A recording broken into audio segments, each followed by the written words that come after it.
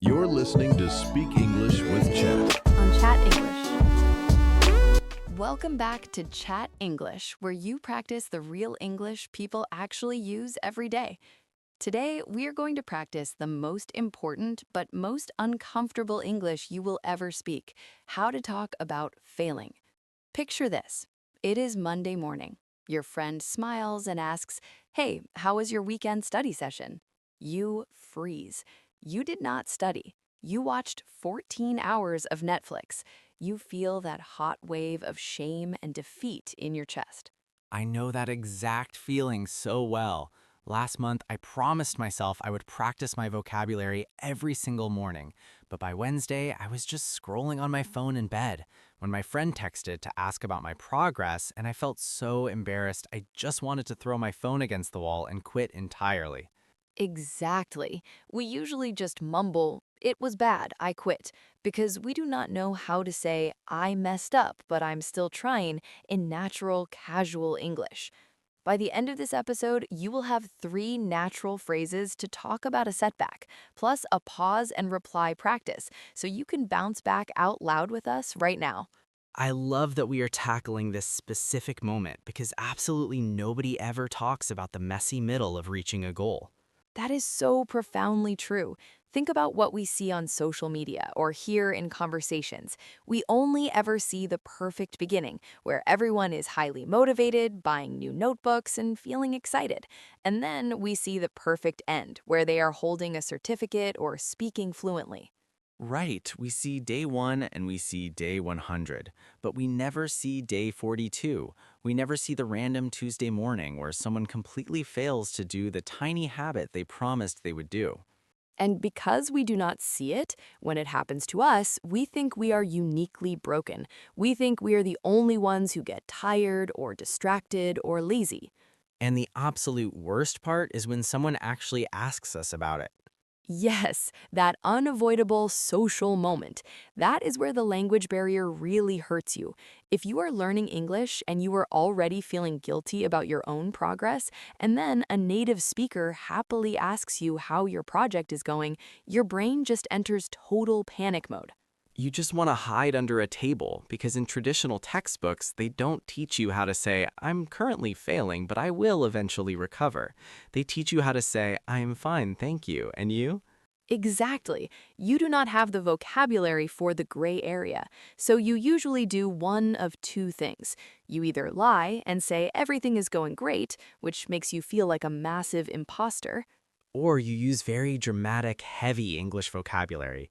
You say something extremely intense, like, "I am a total failure. I have ruined everything. I'm giving up." Which makes the other person feel incredibly awkward. They just asked a casual Monday morning question, and suddenly they're acting as your therapist, trying to convince you that your life is not over. Right, it kills the casual vibe immediately. So what we really need are casual, natural English phrases that allow you to admit a mistake without making it a tragedy. We want to completely remove the shame from the conversation. I am so excited to dive into this. The goal today is to give you a toolkit so that the next time you fail, you can just smile, state the facts, and move on. I am so ready for this toolkit. What is the very first phrase we can use to casually admit that we did not do what we were supposed to do? The first phrase is brilliant because it is incredibly soft and forgiving. You say, "It didn't quite go as planned." Ooh, I really love that. It didn't quite go as planned. It sounds so much better than saying I failed completely. It really does. Let's break that phrase down to understand why it works so beautifully. It didn't go as planned simply means you had an intention, but reality was different. But the magic word in the middle of that sentence is quite. What exactly does the word quite do in that context? Quite acts as a conversational softener. Native speakers constantly use softeners to make negative things sound a little less harsh or aggressive. If I look at you and say, "It didn't go as planned," with a flat voice, it sounds a bit serious, maybe even angry. Right, it sounds like a serious business problem. Exactly. But if I smile a little bit, maybe shrug my shoulders and say, "Well, it didn't quite go as planned," it sounds like I'm accepting the chaos of life. It sounds almost a little bit funny. It shows that you're not taking yourself too seriously. That's such a great observation. It takes all the heavy, dark emotion out of the mistake. You're not saying you're a bad person who lacks discipline. You're just saying the plan in your head and the reality of the weekend didn't perfectly match up. Exactly. Let's imagine a real-world scenario. Let's say your coworker asks you, "Hey, did you finish reading that English business book this weekend like you said you would?" Instead of feeling ashamed looking at the floor and saying, "No, I was incredibly lazy and watched movies," you just give a little shrug and say, "Actually, it didn't quite go as planned. I ended up just resting instead."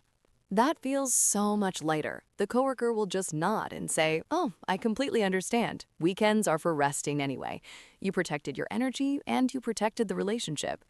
And most importantly, you protected your dignity. You did not have to confess your deepest sins or character flaws to your coworker.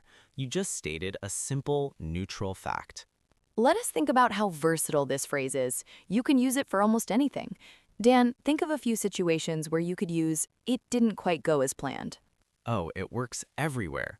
You could use it for a recipe. Someone asks, "How was that difficult cake you tried to bake?" You can say, "Well, it didn't quite go as planned. It ended up looking like a pancake." Perfect example. You could use it for a date. "How was your blind date last night?" "It didn't quite go as planned. We had absolutely nothing in common." Or a vacation. How was your hiking trip in the mountains? It didn't quite go as planned. It rained for 4 days straight. It is truly the ultimate universally polite phrase for when reality disappoints you. It really is. Now, that phrase is perfect for mild situations. But what if the situation is a bit more serious? What if you really made a mistake or you forgot something important at work and you need to take absolute responsibility, but you still do not want to sound like a dramatic tragedy? That is a tricky balance, taking responsibility without crushing your own confidence. Exactly. And that brings us to our second phrase. This is a very common idiom in English. You say, "I completely dropped the ball." Dropped the ball. Wait, so are we talking about sports here, like basketball or American football?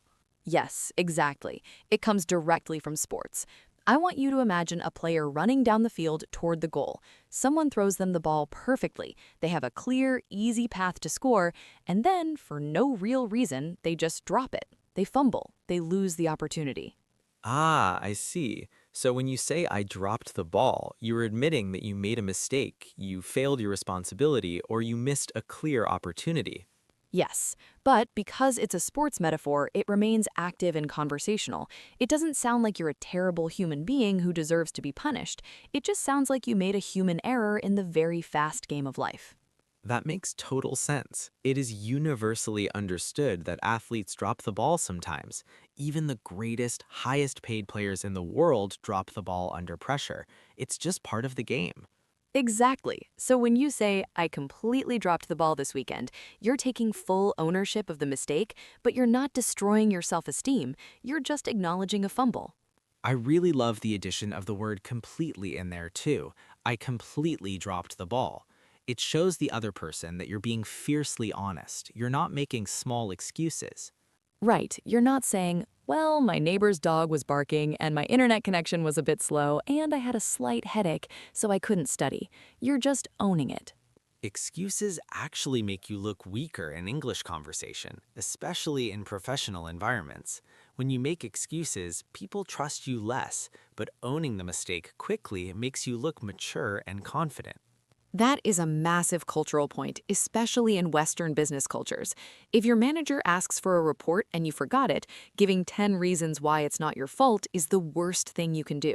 Just saying, "I completely dropped the ball on this, I apologize," instantly disarms them. They can't even be angry because you already took the blame. So if your friend asks, "How was your morning run today?" you can just laugh, shake your head, and say, "I completely dropped the ball today. I slept for 10 hours straight." And pay attention to the pronunciation when you say this naturally. We don't clearly separate the words. We don't say dropped the ball. The ED sound at the end of dropped blends directly into the ST sound of the. It sounds more like drop the. I completely dropped the ball. Right, the D and the T sounds kind of merge together. I drop the. I completely drop the. It flows so smoothly. I think it's time for our listeners to try this out loud and get that pronunciation into their muscle memory. I strongly agree. This is our first pause and reply practice of the episode. I want you to imagine a very specific scenario. You're walking into the office on Monday morning. I'm your friendly coworker. I know you were planning to study for an important English certification exam all weekend. Listeners, Dan is going to ask you how it went. I want you to answer him out loud, right now, wherever you are, using one of the phrases we just learned. You can either use the soft approach, actually, it didn't quite go as planned, or you can take full ownership. I have to admit, I completely dropped the ball. Are you ready? Hey, good morning. So, how did your big study session go this weekend? Excellent. If you spoke out loud and used either of those phrases, you sounded perfectly natural. You sounded exactly like a native speaker handling a slightly awkward moment with total grace and confidence. And I want our listeners to notice the implicit grammar we are using here. You are using the past simple tense. It didn't go. I dropped. The mistake is fully contained in the past. It is finished. You are acknowledging a closed event. That is such a vital psychological distinction. You are not saying, I am a failure, which is present tense and implies a permanent state of identity. You are saying, I dropped the ball, which is a specific action that happened yesterday, and that action is now over. It is incredible how just changing the tense from present identity to past action completely changes how you feel about yourself. Exactly, which leads us perfectly into the second half of this conversation. We have confessed the mistake, we have admitted that we dropped the ball. The past is handled. Now we have to shift the energy forward. We need the comeback. The comeback is absolutely everything. If you just say, I dropped the ball, and then stop talking, the conversation feels a bit sad and unresolved. The failure just hangs there heavily in the air between you and your friend. Right, you have to show the other person, and more importantly, you have to show yourself that the story is not over. So we take that past tense mistake and we immediately pair it with a present continuous or future tense action. Our next crucial phrase is, but I'm getting back on track today. Getting back on track. This is another really visual metaphor, isn't it? Yes, I want you to think of a heavy, powerful train. A train runs smoothly on metal tracks. When you're doing your daily habits, when you're studying or working consistently toward a goal, your train is moving beautifully forward on the tracks. But when Friday night hits and you decide to watch 14 hours of a new television show instead of reading your textbook, your train has violently come off the tracks. It is sitting completely still in the mud. Exactly. It is a derailment. But here's the beautiful, encouraging thing about a train that comes off the tracks. The train itself is not broken. The engine still works perfectly. The destination on the map is still the exact same. You just have to lift it up and put it back on the metal rails. I love that image so much. It removes the panic. So when you confidently say, I'm getting back on track, you are telling the world, my goal hasn't changed. My routine hasn't vanished. My ability is still there. I am just returning to the path. And grammatically, let us look at what is happening. I am getting is present continuous. It means the action of returning is happening right now, in this exact moment. You are not waiting for next year. You are actively fixing the situation in the present. So let us put the two pieces together to see how they flow. Your friend asks, how was the weekend study session? You reply, I completely dropped the ball this weekend, but I'm getting back on track today. That is perfect. That is a two-part conversational masterpiece. Confession first, then the comeback. Past mistake acknowledged, present action declared. Are there any other ways to express that comeback portion? Because sometimes the phrase getting back on track feels like it requires a lot of heavy lifting. Sometimes you feel so exhausted by your mistake that you just want a completely clean slate. Yes, there is another beautiful, simple phrase that native speakers use all the time for that exact feeling. You can say, I'm starting fresh today. Starting fresh. That sounds so relieving. It sounds like opening a window on a cool spring morning and letting all the stale air out of the room. That is exactly the emotional feeling it conveys. When you have a really bad week, maybe you ate terrible food, you didn't sleep well, you didn't practice a single word of English, and you were impatient with your family, you feel incredibly heavy, you feel dirty, you feel like your entire month is ruined. I know that exact feeling. You wake up on a Thursday and you think, well, it's already Thursday and I've completely ruined Monday, Tuesday, and Wednesday. My perfect week is destroyed. I might as well just eat junk food on Thursday and Friday too and wait for a new month to try again. That's the classic all or nothing mindset. It's a toxic perfectionism and it destroys so many dreams. But the phrase starting fresh kills that toxic mindset instantly.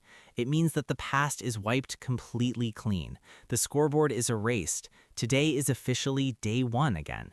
So if someone asks about your terrible week, you don't need to explain the terrible week. You just say, it didn't quite go as planned, but I'm starting fresh today.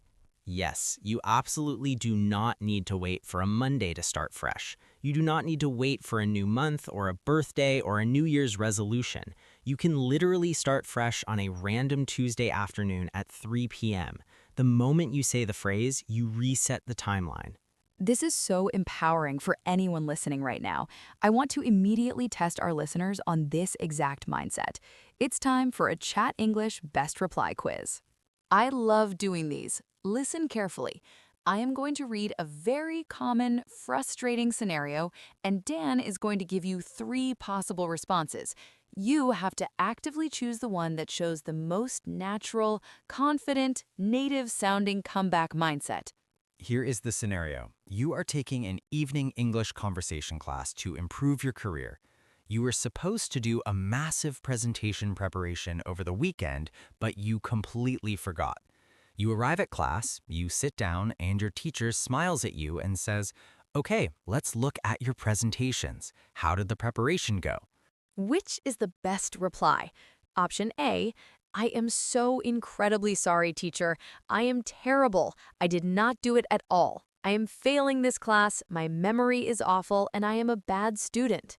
Option B, I have to admit I completely dropped the ball this weekend, but I am starting fresh today and I will complete the entire presentation tonight. Or option C, it was fine, but my dog was sick, and then my internet router broke, and my boss called me, so it was impossible to do. Take a quick moment and choose your answer in your head. Is it A, B, or C? The correct answer, without a doubt, is option B. Let us deeply analyze why, because this matters for your communication skills. Option A is the pure tragedy. It is total drama. You are taking on the identity of a permanent failure. This makes the teacher feel incredibly uncomfortable, it ruins your own confidence, and it makes you look emotionally fragile. Exactly. Now look at option C. Option C is the excuse parade. It makes you look completely unreliable, defensive, and a bit childish. The teacher knows you are making excuses and they lose respect for you. But option B is the magic formula, the confident confession combined with the strong comeback. I completely dropped the ball this weekend. You own the mistake instantly using a natural, acceptable sports metaphor. But I am starting fresh today. You shift the conversational energy immediately to a positive, guaranteed future outcome. If an English learner said option B to me in a classroom or a boardroom, I would instantly respect them. I would think, wow, this person is highly mature, totally honest, and wonderfully resilient, and their English sounds incredibly natural and sophisticated. By the way, if you are finding these specific phrases and mindset shifts helpful and you want to keep building your confidence with real, natural English that you can actually use in your messy daily life, make sure you like this video and subscribe to the channel right now. We create these speak-along conversations specifically to help you sound like your true self in English, not like a stiff robot from a textbook. Exactly. We want to give you the exact words for the messy, complicated, real moments of life. Because traditional language textbooks only teach you how to be perfect, but real life absolutely requires you to know how to bounce back when you are not. You know, Alice, we are giving our listeners all these fantastic, smooth phrases today, but let us be brutally honest. It is so much harder to actually use them in real life when your heart is beating fast, your palms are sweating, and you feel genuinely guilty about a mistake. Do you have a time recently when you really truly dropped the ball? Oh, absolutely, I do. I have a story about this that still makes my stomach drop and my hands sweat when I think about it. I am ready for the drama. Tell me what happened. A few months ago, I was asked to prepare a massive, highly detailed presentation for a very important new client at work. It was a huge career opportunity for me. My manager gave me 3 entire weeks to prepare the slides and the research. And for the first 2 weeks, I did what I always do when I am deeply nervous about failing. I actively procrastinated. Oh no, you avoided the scary, important task. I avoided it completely and entirely, but I did it cleverly. I found a million other tiny, unimportant things to do so I could pretend I was working. I organized my email folders by color. I cleaned my kitchen until it was sparkling. I filed old documents. I convinced myself I was being incredibly productive. But you were not working on the one single thing that actually mattered for your career. Exactly. I was just hiding.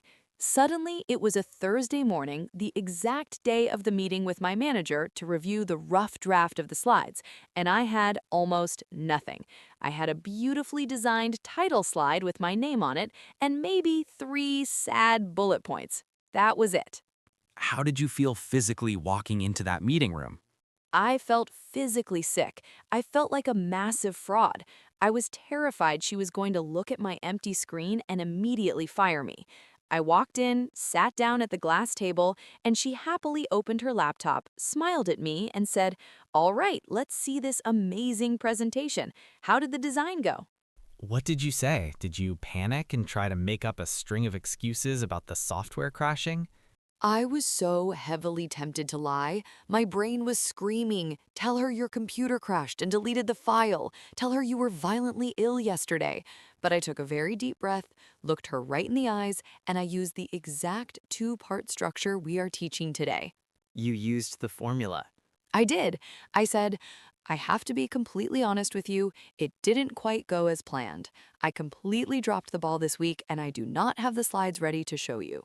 Wow, that takes a massive amount of professional courage. How did she react to that brutal honesty? She was definitely surprised. Her smile dropped, and there was a very long, very uncomfortable, silent pause in the room. But before she could get angry, I immediately added the comeback phrase. I leaned forward and said, "But I am clearing my entire schedule this afternoon. I am getting back on track right now, and I will have a complete, polished draft on your desk by tomorrow morning at 9." The comeback. You didn't just dump the problem on her lap and leave her to fix it, you presented the immediate solution. Yes, and you know what she said? She stared at me for a second, then she sighed, nodded her head, and said, "I really appreciate your honesty. Everyone drops the ball sometimes under pressure. Just make absolutely sure it is on my desk tomorrow morning." That is incredible. You completely neutralized her potential anger and disappointment by just owning the failure and violently pivoting to the future action. Exactly. But the most interesting part of that entire experience was how I felt emotionally afterward. I walked into that room assuming I would feel deeply ashamed and depressed for the rest of the week. But the exact moment those words left my mouth, "I dropped the ball, but I am getting back on track," the heavy shame vanished. It just evaporated into thin air. Because shame lives in the shadows. Shame thrives and grows when you try to hide your mistakes and pretend you are perfect. When you bring the mistake out into the light and you give it a casual, natural English name, it completely loses its power to control you. That is so true. Have you ever experienced that same intense emotional relief, Dan? Yes, absolutely, but mine was actually directly related to the pain of language learning. A few years ago, I was intensely trying to learn Spanish. I was so fiercely motivated. I had built up a streak of 60 days straight on my language flashcard app. I was practicing every single morning while making coffee, listening to Spanish podcasts on the train, and feeling so incredibly proud of my discipline. 60 days is a massive achievement for a daily habit. That takes serious, unbreakable dedication. It really does, but then I had to travel across the country for a crazy family wedding. It was a chaotic weekend. My flights were severely delayed. I was sleeping on an uncomfortable sofa, and I was just exhausted. And I missed a day. The golden streak was broken. The app reset my progress back to 0. Oh, that is absolutely the worst feeling in the world. Looking at your screen and seeing that zero staring back at you. It hurt so much. I felt like a failure. And the crazy psychological thing is, because I missed just one single day, my perfectionist brain said, well, you failed the challenge. It is ruined forever. So I didn't practice the next day either, or the day after that. One single missed day turned into 3 entire weeks of avoiding Spanish completely. Because the illusion of perfection was broken, so you decided to throw the whole goal into the garbage. Exactly. I felt so much guilt every single time I saw the little green app icon on my phone screen. Finally, I met up with my language exchange partner, a guy who lives in Madrid. We sat down on a video call and he smiled and asked, "Hey man, how is the daily vocabulary practice going?" And I just looked at the camera and I used the phrase. I said, "Man, I completely dropped the ball this month. I lost my big streak and I just stopped trying." And what did he say when you confessed that? He just laughed out loud. He took a sip of his coffee and said, "Welcome to the normal human club, my friend. The streak is just a stupid number on a screen. Are you starting fresh today?" And I felt this huge weight lift off my chest. I smiled and said, "Yeah, I'm starting fresh today." And we spent the next hour happily speaking Spanish. It was truly that simple. I love his response so much. Welcome to the club. Because failing and stumbling is a beautifully universal human experience. Every single person listening to this podcast right now, no matter where they are in the world, has a deeply important goal they have dropped the ball on. Every single one. Maybe it's your daily English listening practice. Maybe it's going to the gym after work. Maybe it's saving money for a house or calling your parents more often or finally writing that book you always talk about. We all fumble the ball. We all let the train come violently off the tracks sometimes. The biggest difference between the people who ultimately succeed and the people who permanently give up is not that the successful people magically never fail. The difference is entirely in the vocabulary they use to talk to themselves when they do fail. That is a profound truth. The specific vocabulary of failure dictates your future actions. If your internal vocabulary is, "I'm a total disaster," "I lack discipline," "I am quitting," your journey ends right there in that exact moment.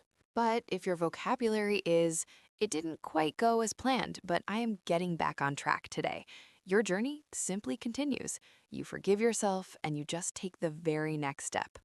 Let us review these magical, highly practical phrases one more time so our listeners can really cement them in their minds before we finish. First, the confession part, the past tense acknowledgement of the mistake. Phrase number one, the gentle, soft approach. It didn't quite go as planned. Phrase number 2, taking full responsibility with a dynamic sports metaphor, "I completely dropped the ball." And then immediately you must deliver the energetic comeback, the present continuous action of fixing the situation. Phrase number three, but I am getting back on track today. Or phrase number 4, wiping the slate totally clean, but I am starting fresh today. You just pair one phrase from the first group with one phrase from the second, and you have constructed a perfect, native-sounding, shame-destroying sentence. I completely dropped the ball this weekend, but I am starting fresh today. It sounds like poetry. It is so powerful and clear. It really is. And I want to personally remind everyone listening today that your big dream, your long-term goal, your desire for English fluency, none of it requires a perfect version of you. That is so true. Total perfection is a complete myth. Perfection is the absolute enemy of real, messy progress. Your dream only needs a version of you who knows how to come back, a version of you who bravely refuses to stay sitting in the mud when the train eventually comes off the tracks. And now you have the exact natural English words to prove to yourself and to everyone else that you are coming back stronger. We have absolutely loved sharing this crucial lesson with you today, and we really want to hear your personal comeback stories. Yes, if you enjoyed this deep dive conversation, please hit the like button and share this video with a friend or a coworker who might really need a little encouragement and a fresh start today. And for your specific challenge today, I want you to go down to the comment section right now and finish this exact sentence. I dropped the ball on blank recently, but I am getting back on track today. Just fill in that blank with whatever it is for you. I dropped the ball on my English reading recently, or I dropped the ball on my healthy diet recently. We read every single comment, and we honestly cannot wait to cheer loudly for your comeback. For your next step today, simply rewind this video and listen to the pause and reply section one more time while you commute or wash the dishes, so these comeback phrases are completely locked into your muscle memory for the next time you have a bad day. Remember, you do not have to be perfect. You just have to know how to start fresh. We will see you in the next episode.